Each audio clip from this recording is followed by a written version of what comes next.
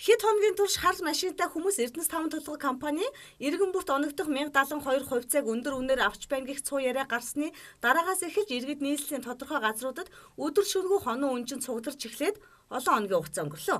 Энэ үйл явдалтай холбогдуулан цагдаагийн байгууллагаас хувьцааг хийн зарж борлуулах эрх зүйн орчин байхгүй. Энэ талаар худал цуурхал тарааж ард түмнийг төөрөгдүүлж байгаа энэ үйл явдлыг шалгана гэдгээ албан ёсоор тайлбарлаж байсан. Гэсэн жинхэнэ үйл явдлын шалгалт нь ямар шатандаа явж байгаа талаар албан ёсны мэдээлэл хийгдэг байгаа юм. Харин хууль хяналтынхны хэлж байгаа мэдээллээр цагдаагийн газар энэ хэрэгтэй холбоотой хэд хэдэн хүнийг шалгаж эхэлсэн сурагтай. Тодруулах юм бол Дархан Монгол ногоо нэгдэл төрийн бус байгууллагын тэргүүн Дашнам гэдэг хүнийг шалгаж эхэлсэн байна. Дархан Монгол ногоо нэгдэл төрийн бус байгууллага нь залуучуудын холбооны гишүүн байгууллага бөгөөд өмнө нь Босоо хөх Монгол зэрэг бусад төрийн бус байгууллагатай хамтарч хэд хэдэн удаа хэвлэлийн баг хурал хийж өнөөгийн улс төрийн нөхцөл байдлын талаар шүүмжилж байсан юм а. Ямар ч тааш цуурхал тараасан хэргийн эхнээс жижиглэгдэн шалгагдаж байгаа гол хүн нь улс төрийн үйл ажиллагааг идэвхтэй шүүмжилдэг төрийн бус байгууллагын тэргүүн болох нь баттай болжээ. Одоогоор цагдаагийн байгууллага Дашнамыг ямар шалтгаанаар цуурхал тараасыг шалгаан тогтоохоор ажиллаж байгаа бөгөөд хэд хэдэн баттай баримтыг олсон гэдгээ хэлж байгаа юм а.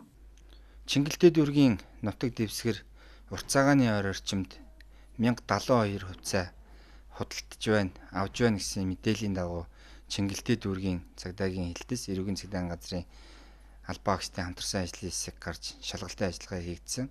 Уг цуу яриаг гаргасан гэх нэр бүхий этгээдүүдийг цагдаагийн байгууллага илрүүлэн эрүүгийн эргүүлсэн шалгалтын ажиллагаа хийгдэж байгаа. Тухайн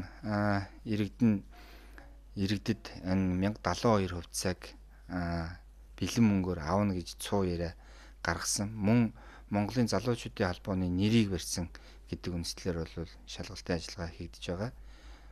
Шалгалтын ажиллагаагаар бол 1072 ширхэг хувьцааг бэлэн мөнгөөр худалдаж авсан, мөн зарсан гэх юм зүйл тогтоогдоогүй байна.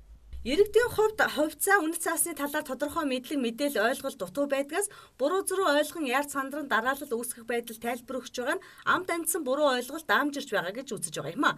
Санхүүгийн зохицуулах орооноос 60 гаруй байгууллагад иргэдийн хувьцааны дансныг эрхийг олгосон байдаг.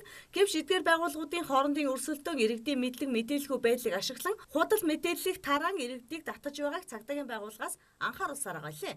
Мөн түнчлэн өмнө нь стандарт инвест болон хувьцаа эзэмшиж хөрөнгө оруулагчдын эрхийг хамгаалах төвийнхэн ч гэсэн өөрсдөө хувьцааны эрхийг нээж өгнө хэмээн худлаа хэлэн эргэн бүрээс 5,000 төгрөг хурааж байсан асуудлыг мөн шалгаж байгаа юм а.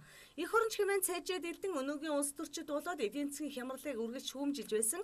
Эдгээр хүмүүс өөрсдөө ард иргэдээ малнаас дор үзэн хуурч мэхлэн бичиг баримтыг нь хураан авч сүүлд нь буцааж өгөх маягаар доогдох уу гэж байгаа нь харамсалтай. Өдрийн тойлд уян мэдээллээ.